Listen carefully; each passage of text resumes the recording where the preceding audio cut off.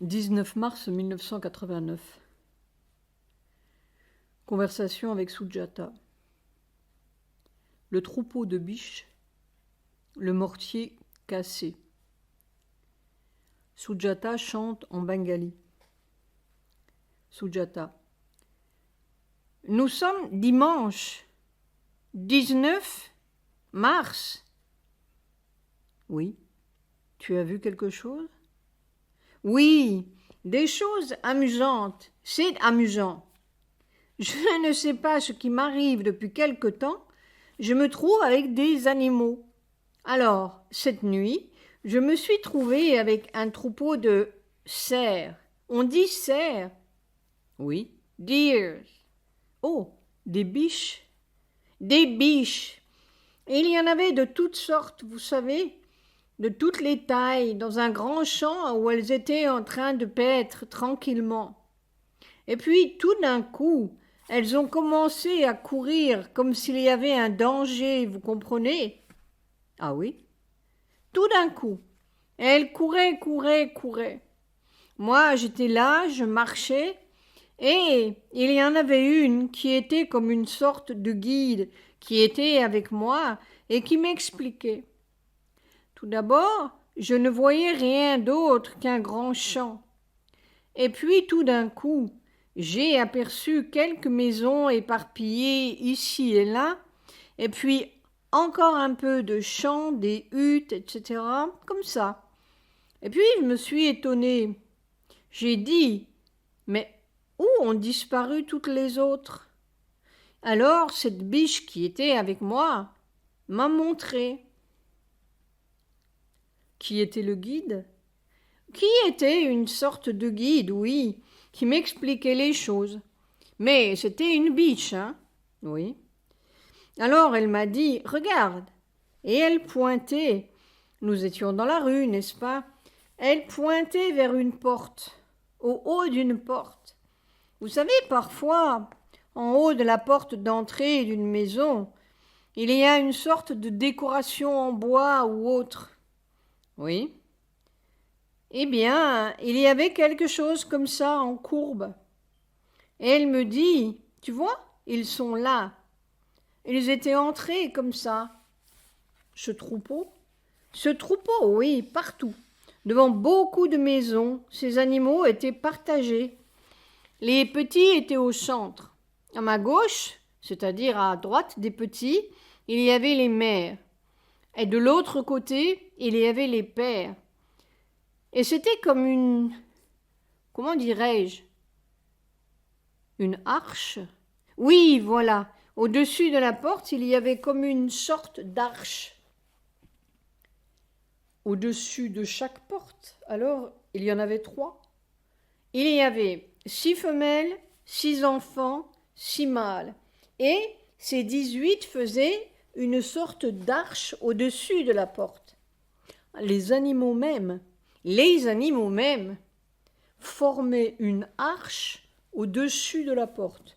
Oui, et il n'y avait qu'une seule porte.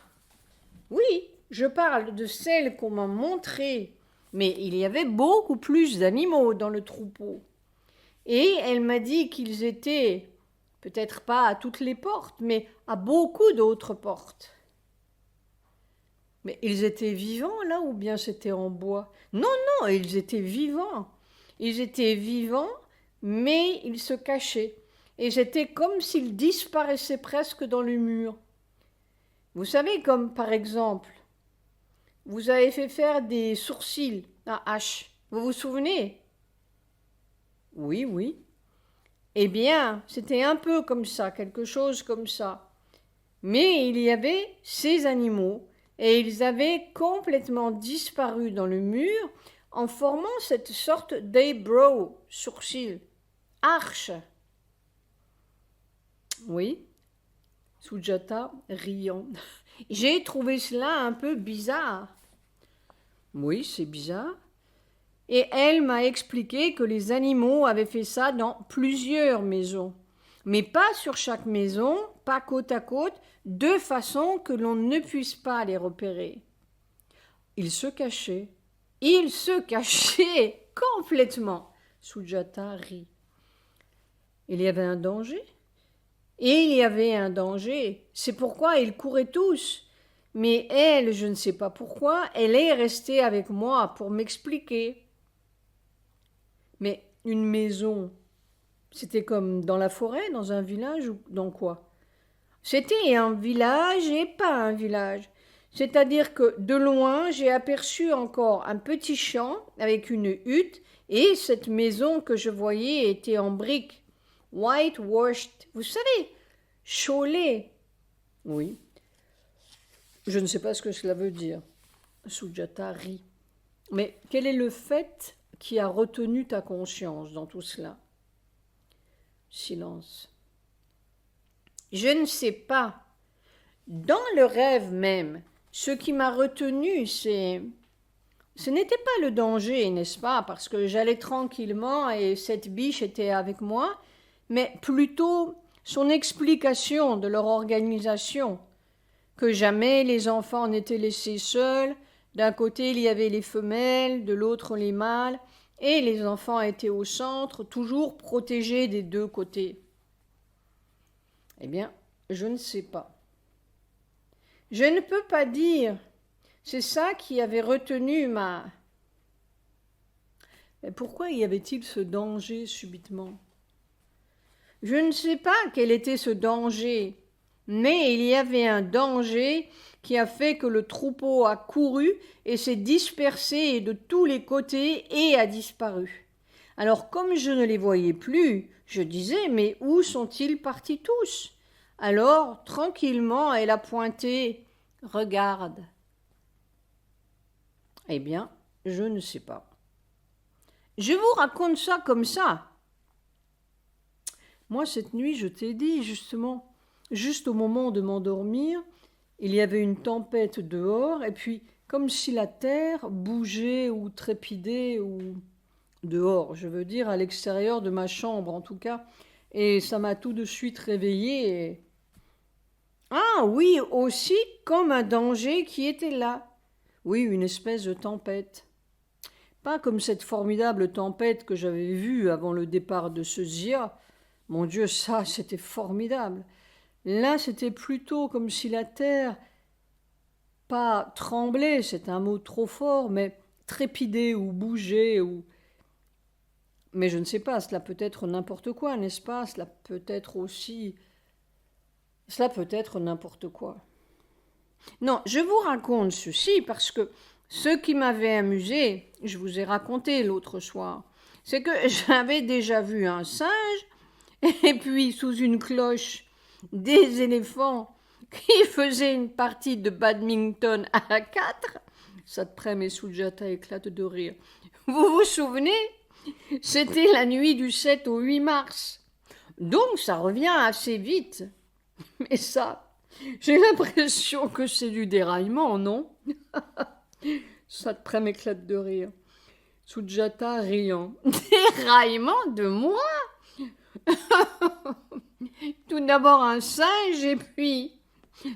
Et qu'est-ce qu'il faisait le singe? J'étais dans une ancienne maison. J'avais déjà monté un certain nombre de marches d'un escalier et arrivé sur un palier, j'ai senti que quelque chose me tirait. Alors j'ai regardé et j'ai vu que j'avais dans la main un string, une ficelle. Et à l'autre bout du string, il y avait un petit singe, petit comme ma main. Ce n'était pas un vrai singe. Et c'était ce singe qui tirait. Il ne voulait pas monter, il tirait. Il avait beaucoup de feuilles et de brindilles dont il se couvrait, et tout ça semblait plus grand que lui. Il sautait beaucoup, et je me disais, qu'est-ce qu'il va faire? Est-ce qu'il va me mordre ou quoi? Alors, Pratip, qui se trouvait à côté de moi, tout d'un coup m'a dit, n'aie pas peur, Bourpichi, il a vu son compagnon, ou il cherche son compagnon. Alors ça m'a tranquillisé, calmé. Et le singe aussi était plus calme. Il a commencé à monter. Puis arrivé en haut, je suis rentrée dans un grand hall qui était plein de choses, et puis sur une table, sous une cloche, qu'est-ce que je vois? Je vois, Satprem pouffe de rire, des éléphants debout sur deux pattes, et puis je vois. Sujata éclate de rire. Satprem éclatant de rire.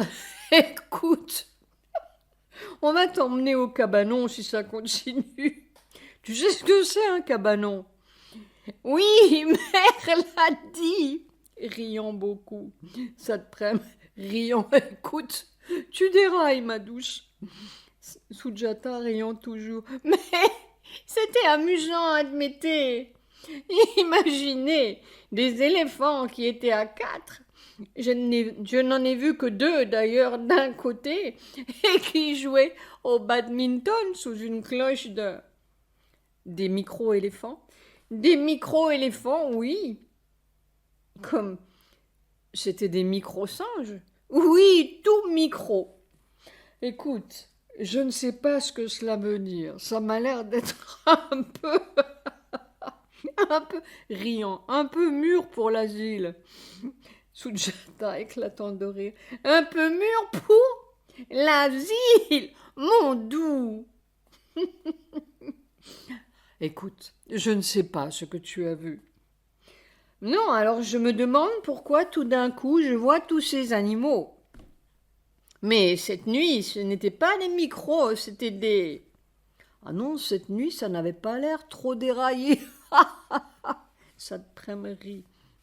Sujata riant. Mais un peu déraillé quand même, hein? Non, on a l'impression que ça a un sens. Je ne sais pas.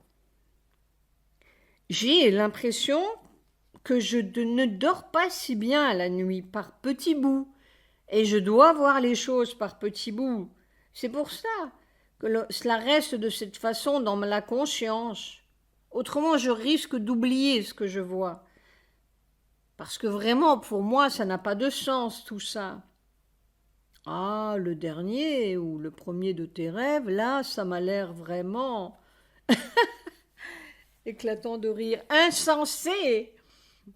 Insensé, oui, c'est le moins qu'on puisse dire.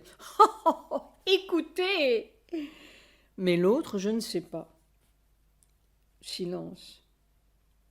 Non, mais c'est comme je vous ai raconté l'histoire du grand mortier.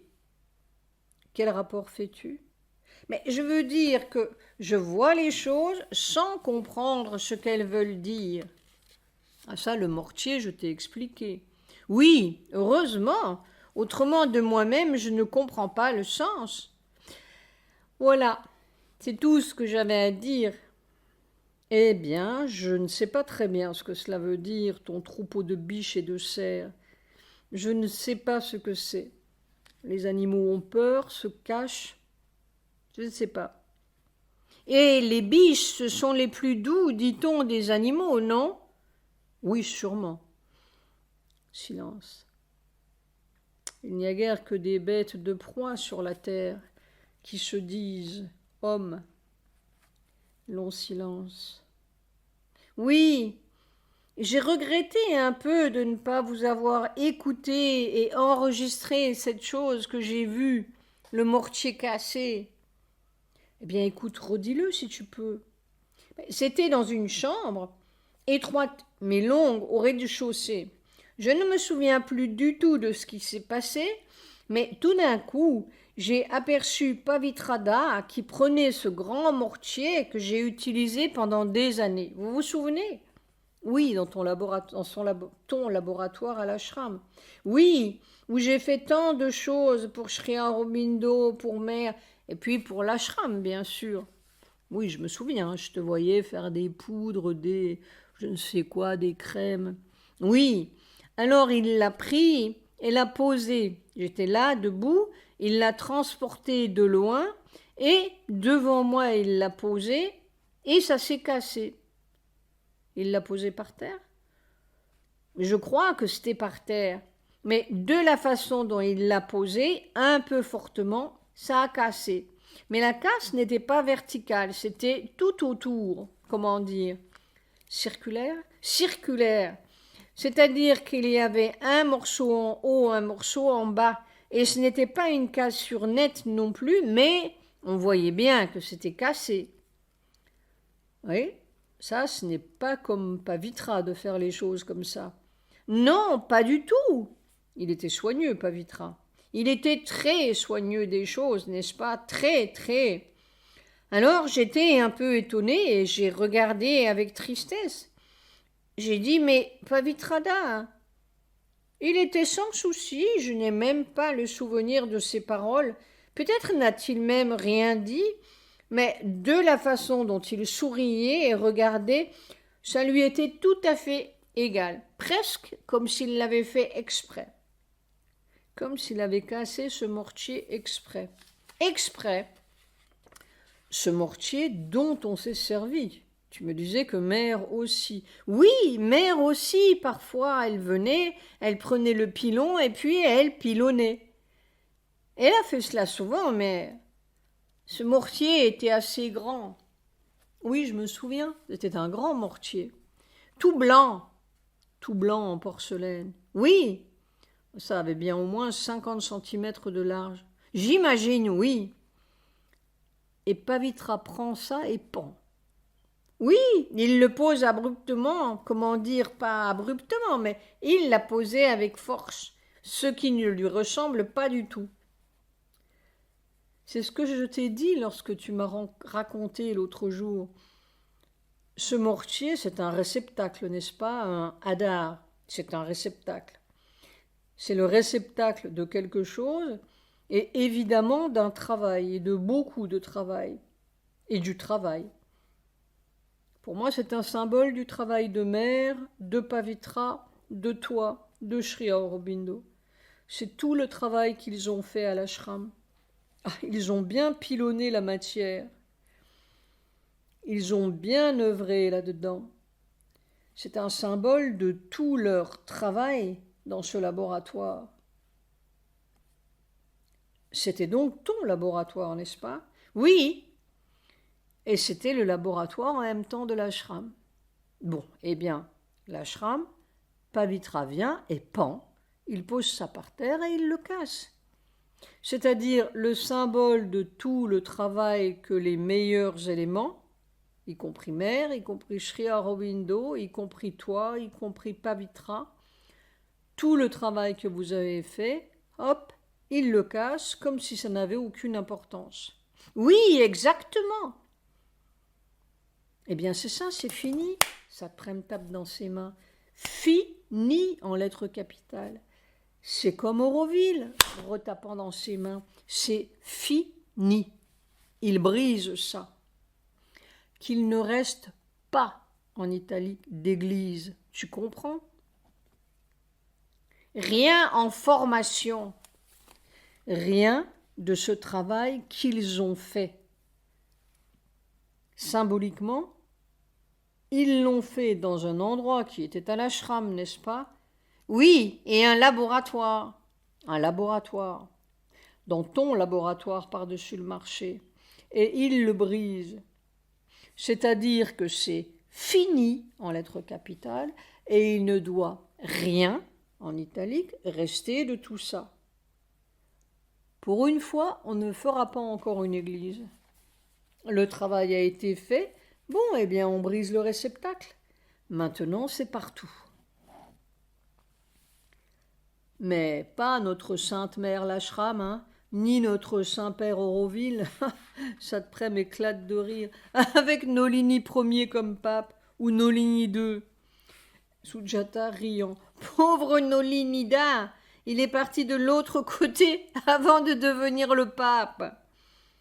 Heureusement. Mais c'est ça. Pavitra, qui était un homme très soigneux et très scientifique, oui, il était méticuleux comme tout. Je sais, je me souviens, riant. Il m'agaçait d'ailleurs un peu. Sujata riant. Parce qu'il vous rappelait votre père. Oui, parce qu'il me rappelait mon père. Enfin, lui qui était si soigneux, il a attrapé ça et il l'a cassé. Bon, eh bien, c'est bien symbolique. Et puis, aucune tristesse. C'est ça qui m'avait beaucoup étonnée. Parce d'abord que ce soit lui qui casse, et puis absolument sans regret aucun. Mais oui, bien sûr, Le travail a été fait. Et fait. Oui, symboliquement. Mère et Sri Aurobindo avaient besoin d'un lieu, d'un réceptacle, d'un laboratoire pour faire leur travail. Leur pilonnement, pour pilonner, oui, pour faire le pilonnement, comme tu dis. Bon, eh bien, ce pilonnement, ils l'ont fait.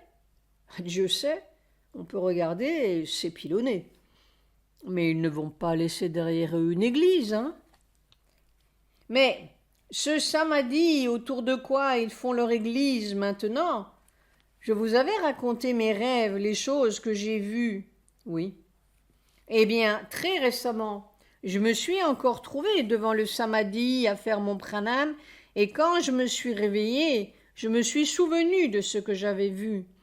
C'était un peu comme du marbre blanc, un peu crémâtre, mais c'était complètement au niveau de la terre. Nivelé? Complètement nivelé. Et il n'y avait pas ce petit muret qui sort. Oui, il n'y avait pas de tombe. Non, rien. Mais ça, plusieurs fois, tu m'as dit que tu l'avais vu, et une fois même, tu m'as dit que Mère elle-même, en italique, faisait niveler l'endroit. Oui, ça, c'était ma première vision. Et petit à petit, j'ai vu comme ça disparaissait. Mère était déjà sortie, et Sri Aurobindo aussi. Petit à petit, tout était nivelé, il n'y avait plus rien. Il n'y avait plus rien. Il n'y a plus rien. Mais je ne sais pas pourquoi je faisais mon pranam. Ben oui, mais pour qu'on te montre. Tu vois, il n'y a plus rien. C'était tout nivelé. Tout nivelé, c'était un floor, sol. Non, non, cette fois-ci, il n'y aura pas d'église. Silence.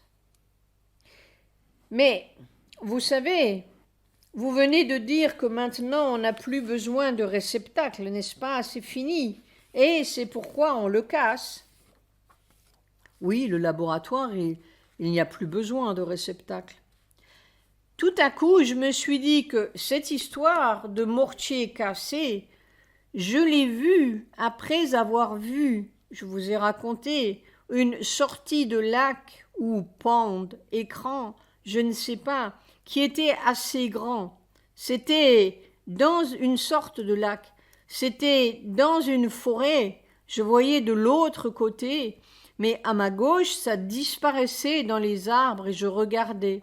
Et j'étais pleine d'admiration parce que le lac n'était pas plein d'eau comme on croirait, mais plein d'une substance très homogène.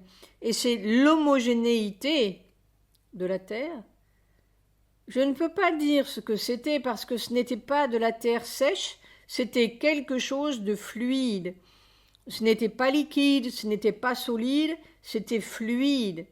Et ça avait une couleur un peu verdâtre, brillante. Je vous ai dit, quand on mélange la bouse de vache avec de l'eau, ça a une couleur un peu verte, quelque chose qui brillait. Mais c'était l'homogénéité qui m'avait frappé. La terre, et ce lac, la substance qui se trouvait dans ce lac. Tu m'as dit que c'était tout broyé. Mais oui, c'était complètement broyé. C'était tellement broyé que c'était une pâte très homogène. Oui, je disais que ça rappelait mon dos, rire. Sujata riant. C'est bien broyé. Satprem riant. Il est bien broyé, mais ce n'est pas de la pâte. Et après ça, je vois cette chose qui est cassée. Alors, je me demande si on ne montre pas quelque chose. Ah, on est broyé, il n'y a aucun doute. On est pilonné et broyé. Moi, je suis complètement écrabouillé. Et la terre, en fait, elle est... Je ne sais pas, elle est complètement pilonnée. C'est pourquoi on n'a maintenant plus besoin... Ah, il n'y a pas besoin d'église, on ne va pas recommencer encore une fois. Non, non, ça c'est un autre Allah, et puis la Kaaba, et puis je ne sais quoi. Ah non, toutes ces histoires affreuses et mensongères, plus de mensonges, de ce mensonge-là. Oui, il n'y a aucun doute que le travail est fait. On voit que toute la terre se désintègre. Oui, on ne sait pas comment cela se tient. Oui, on ne sait pas comment cela se tient. On a vraiment l'impression qu'il suffirait d'un comme ça et tout partout, tout croule. Et pourtant, tout a l'air de tenir debout. A l'air, entre guillemets. Mais qu'est-ce qui sortira de là? Je n'en sais rien, mais tout croule. Mère elle-même a nivelé le samadhi. Ça, tu l'as vu? Oui! Elle ne voulait pas de tombe, pas de traces, rien qui reste. Oui! Bon. Et puis, ce mortier, ce laboratoire de l'ashram, Pavitra, hop, le casse. Oui! C'est fini, en italique, tout ça. Fini. Maintenant, ils sont dans les faits. L'horreur. On l'a sous le nez. C'est-à-dire la désintégration de tout le monde. Pour quelle nouvelle intégration, je n'en sais rien, mais sûrement ce n'est pas le pralaya. C'est autre chose. Ils ont broyé tout cela, ils ont pilonné dans ton mortier. Bon, on ne va pas garder le mortier comme un saint sacrement. Silence. Seconde partie de la conversation dans le prochain enregistrement.